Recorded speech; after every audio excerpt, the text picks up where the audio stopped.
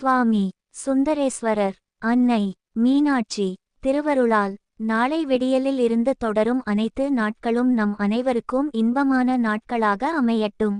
அனைவருக்கும் இனிய புத்தாண்டு வாழ்த்துக்கள்.